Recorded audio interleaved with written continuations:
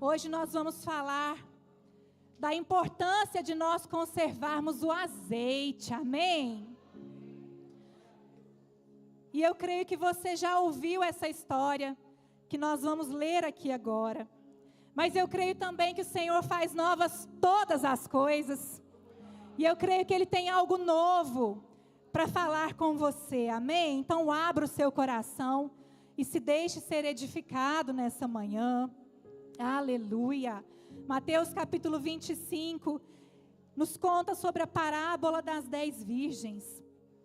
Então, o reino dos céus será semelhante a 10 virgens que, tomando as suas lâmpadas, saíram a encontrar-se com o noivo. 5 dentre elas eram nécias e 5 prudentes. As nécias, ao tomarem as suas lâmpadas, não levaram azeite consigo. No entanto, as prudentes, além das lâmpadas, levaram azeite nas vasilhas. E tardando o noivo, foram todas tomadas de sono e adormeceram. Mas à meia-noite ouviu-se um grito: eis o noivo, saí ao seu encontro. Eis o noivo, saí ao seu encontro. Então se levantaram todas aquelas virgens e prepararam as suas lâmpadas. E as nécias disseram às prudentes: dai-nos do vosso azeite, porque as nossas lâmpadas estão se apagando.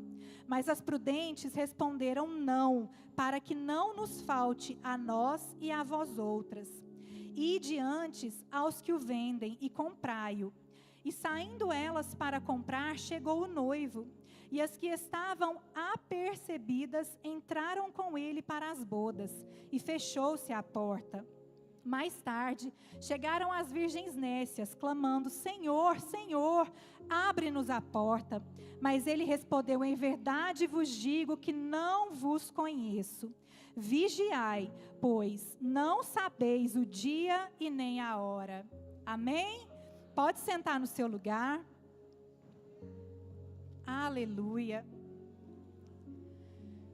Irmãos, se nós voltarmos aqui um capítulo, em Mateus 24, nós vamos ver que os discípulos, eles começaram a questionar Jesus.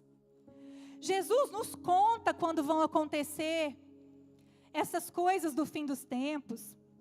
Jesus nos conta como vai ser o sinal da sua vinda. Jesus nos conta para que nós possamos ficar preparados. E aí Jesus então começa a ensiná-los, por meio de parábolas. E uma dessas parábolas é essa que nós acabamos de ler. A parábola das 10 virgens. E se você prestou atenção aqui no texto, você viu que o pano de fundo desta parábola é um casamento. Não é verdade? A Bíblia diz que havia um casamento acontecendo. E nos casamentos, judaicos daquela época, o noivo, ele saía da sua casa e ia em procissão até o encontro da noiva. E durante essa procissão, ia acompanhando ele vários amigos, vários familiares e também algumas damas de honra. E essas damas de honra que estavam acompanhando essa procissão que são essas 10 virgens aqui que nós acabamos de ler a história. Elas eram damas de honra, amigas da noiva, que estavam ali para acompanhar esse casamento. E outra coisa que nós precisamos entender é que nós estamos falando de uma época que não existia energia elétrica. Você já pensou viver sem energia? Você consegue se imaginar hoje vivendo sem energia elétrica? Hein, mulherada? E o secador de cabelo, hein? Não dá, né, gente? Mas nessa época não existia energia elétrica. Então a iluminação, ela era feita, em sua maioria, pelas lamparinas. Pelas lâmpadas. Que eram ali alimentadas pelo azeite. O Emerson não ia ter problema com o secador, né, Emerson? Não falta nenhuma. As lamparinas, elas eram alimentadas pelo azeite. E aquelas mulheres ali naquela procissão, elas estavam acompanhando aquele casamento, cada uma com a sua lâmpada para iluminar o caminho. Os casamentos, eles costumavam acontecer no entardecer, início da noite, onde já estava ficando escuro. Então elas iam com as suas lâmpadas para iluminar o caminho. Amém? Está conseguindo entender? Só que, como eu disse, as lamparinas, elas eram alimentadas pelo azeite. E a Bíblia vai nos contar que em determinado momento, que era para o noivo chegar, ele não chega. Ele demora. Ele se atrasa. Isso não era comum de acontecer. Só que a Bíblia vai dizer que ele chegou, já era meia-noite. Então já tinha passado muito tempo. Elas estavam ali esperando já há muito tempo. Há tanto tempo que a Bíblia vai nos dizer que todas elas pegam no sono. Olha só. Elas dormiram enquanto elas estavam esperando o noivo. Mas aí, quando foi meia-noite, o noivo chegou. A procissão podia começar. Só que a Bíblia nos conta que 5 dessas damas, 5 dessas virgens, elas tinham azeite suficiente, amém? Porque elas tinham levado não só as suas lâmpadas carregadas, como também azeite de reserva. Então, se o noivo demorasse mais ainda, elas estariam preparadas para esperar. Só que nessa mesma história também conta que 5 dessas mulheres, elas não se prepararam. Elas não abasteceram as suas lamparinas e muito menos levaram azeite reserva. Elas estavam preparadas para o noivo chegar no início da noite. Elas estavam esperando que aquele casamento começasse 6 da tarde, 6:30. Só que o tempo foi passando e o azeite foi sendo consumido. O tempo foi passando e o azeite foi sendo gasto. E elas não tinham mais para repor. Então, quando o noivo chegou, elas já não tinham mais azeite. Elas estavam com as suas lamparinas apagadas. E o que elas fazem? Elas olham para aquelas que tinham de reserva e pedem. Me dá aí um pouco do seu azeite, né? Você tem muito, me dá um pouquinho aí. E o que as sábias vão falar? Não, não, não, não. Porque se eu te der, vai faltar para mim também. E aí daqui a pouco está todo mundo sem azeite.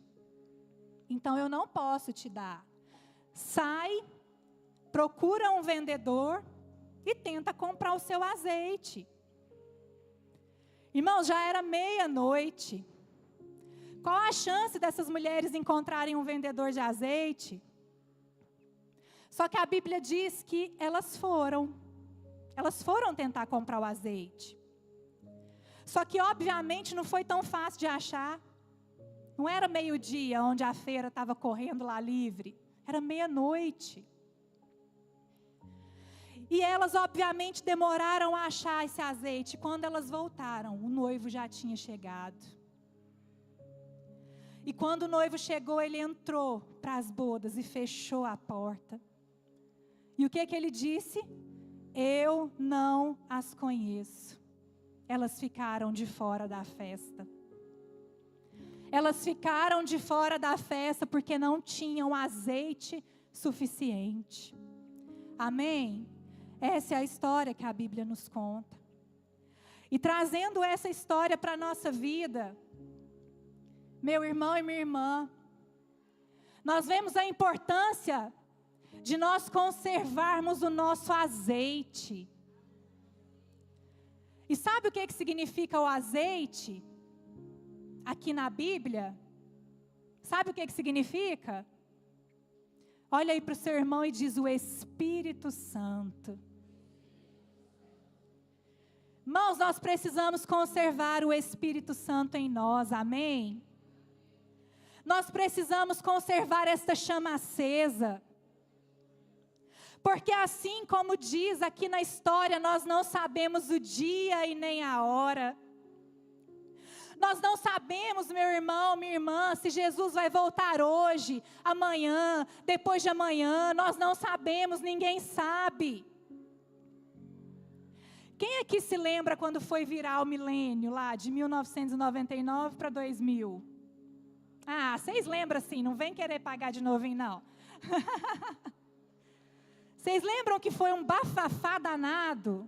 Que o mundo ia acabar, que ia ser um caos total, que não sei o quê, e blá, blá, blá. Né? Cá estamos nós, 25 anos depois, né? Porque ninguém sabe o dia e a hora.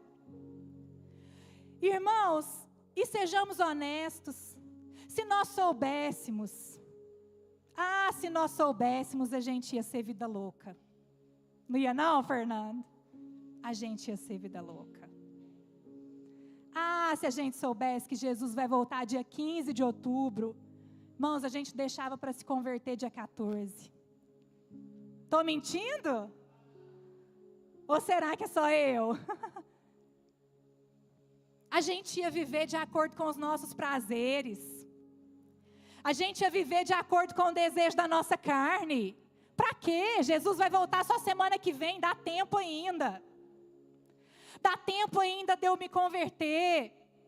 Dá tempo ainda de eu perdoar. Dá tempo ainda de eu consertar a minha vida. Seria assim. E é por isso que Jesus fala, ninguém sabe o dia nem a hora. Para que vocês possam manter a vigilância. Manter uma vida santa. Manter uma vida de acordo com os ensinamentos do Senhor. Viver de acordo com os desejos dEle, não de acordo com a nossa carne. Amém? E a Bíblia também nos diz, irmãos, que todas as 10 virgens, elas pegaram no sono. Elas cansaram de esperar. Tanto as loucas, como as prudentes. Irmãos, o cansaço vem para todos nós. O desânimo vem para todos nós. Quantas vezes você está lutando, você está correndo, você está buscando, esperando, orando, jejuando, e o milagre não vem. E o milagre não acontece. E aí eu não sei se é só comigo. Mas quando eu estou orando por algum objetivo, pastora, eu estou buscando alguma coisa. Todo mundo ao meu redor parece que consegue conquistar aquela coisa que eu estou buscando. Não é assim? Eu me lembro quando eu orava pedindo ao Senhor para eu engravidar. Irmãos, minhas amigas todas ficaram grávidas.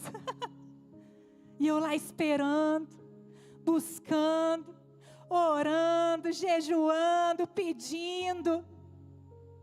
O sono vem. O cansaço vem. Nós não podemos, irmãos, bater no nosso peito e nos achar bom demais. Não, comigo isso não acontece. Acontece sim. Acontece sim. Quantas vezes você ora por alguma pessoa da sua família e não vê transformação? Quantas vezes você ora por um milagre lá no seu trabalho, na sua vida financeira, e não vê transformação? Irmãos, e se nós tirarmos os olhos do azeite, o desânimo ele chega. O desânimo nos adormece. O desânimo nos mata. Amém? Nós precisamos conservar o nosso azeite. A diferença é que quando essas mulheres acordaram, as prudentes tinham azeite de reserva. As prudentes tinham azeite de sobra. Então elas conseguiram se despertar a tempo e ir acompanhar o noivo.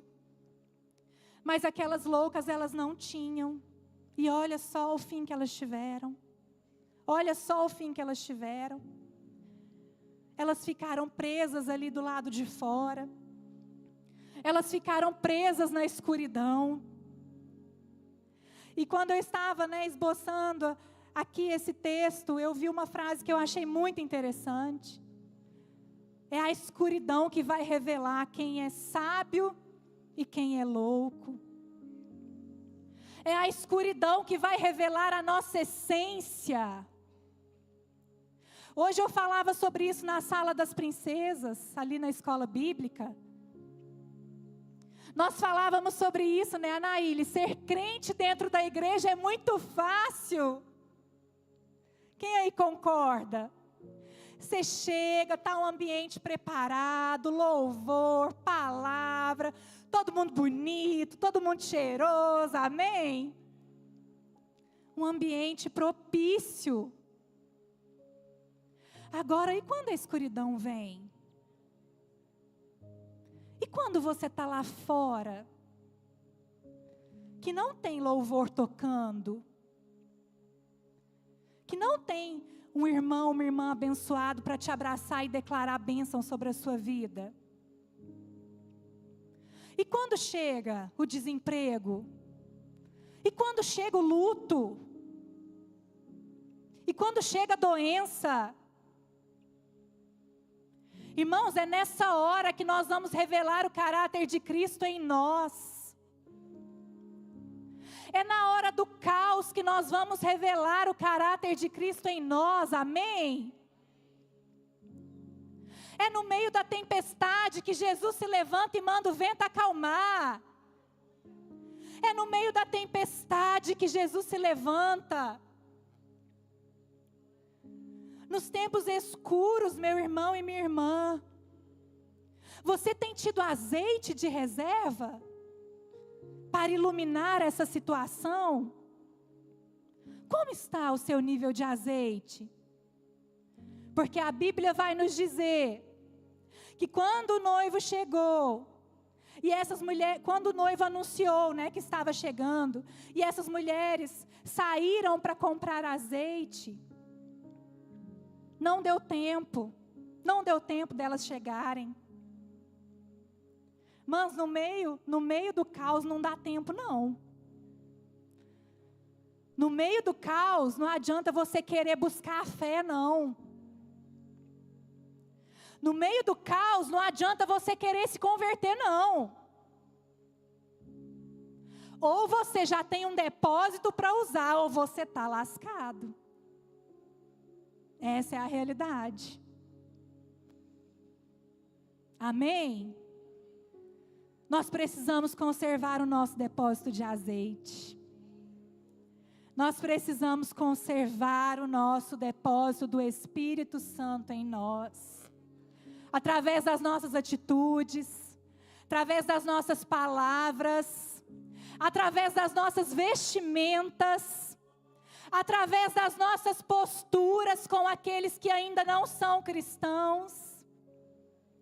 Nós precisamos conservar o azeite, porque as situações virão.